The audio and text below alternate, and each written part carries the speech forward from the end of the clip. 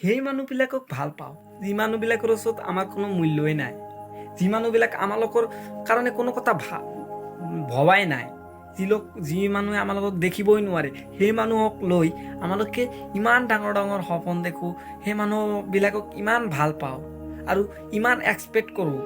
যেতিয়া তাৰ পৰা আপুনি এক্সপেক্ট কৰা বস্তুবিলাক সপোনবিলাক ভাঙি যায় তেতিয়া আপুনি কষ্ট পাব। ইয়াত তাৰ কোনো দোষ নাই, তাইতো কোৱা নাই আপুনি তাক লৈ সপোন দেখক, তাক ভাল পাওক। সিটো আপোনাক ইগনোৰ কৰে, সি আপোনাক ভাল নাপায়, তথাপিও আপুনি কি কৰে, আপোনাৰ মূল্য নিদিয়া সত্ত্বেও আপুনি তাৰ পিছে পিছে ঘূৰি থাকে, তাক ভাল পায়, তাক লৈ সপোন দেখে আৰু তেতিয়া সপোন ভাঙিল, তেতিয়া তাৰ কি দোষ? আপোনাৰ দোষ।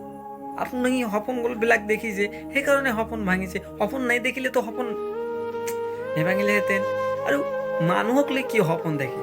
নিজক লৈ সপোন দেখক যে মই ইমান এটা ডাঙৰ হ'ম, মই এইটো কৰিম, মই চন্দ্ৰত যাম, মই মংগলত যাম। কিন্তু আমালোকে কি কৰোঁ? মানুহক লৈ সপোন দেখোঁ। এইটো আমালোকৰ আটাইতকৈ ডাঙৰ ভুল। মানুহক লৈ সপোন দেখিলে এদিনাখন সেই মানুহজনে আপোনাক ইমান দুখ দিব যিটো আপুনি আন মানুহৰ ওচৰত ক'বলৈ চকু পানী ওলাই আহিব। সেইকাৰণে আন মানুহৰ ওচৰত এক্সপেক্ট নকৰিব, আনক লৈ সপোন নেদেখিব, সপোন দেখক, নিজকে লৈ দেখক যে আপুনি এইটো কৰিব, আপুনিও সেইটো কৰিব, আপুনি এইটো কৰিব বিচাৰে, এনেকৈ সপোন দেখক। মানুহক লৈ সপোন দেখে কি মানুহক লৈ যিয়ে সপোন দেখে সি হ'ল তাৰ ব্ৰেইনত একো নাই। মানুহক লৈ কি সপোন দেখিব লাগে? আপুনি আছে, আপোনাক লৈ আপুনি সপোন দেখক, তেতিয়া আপুনি লাইফত কিবা এটা কৰিব পাৰিব। সেইকাৰণে মানুহক লৈ সপোন দেখিলে কষ্ট পাব আৰু নিজক লৈ সপোন দেখিলে সফলতাৰ শীৰ্ষস্থানত যাব।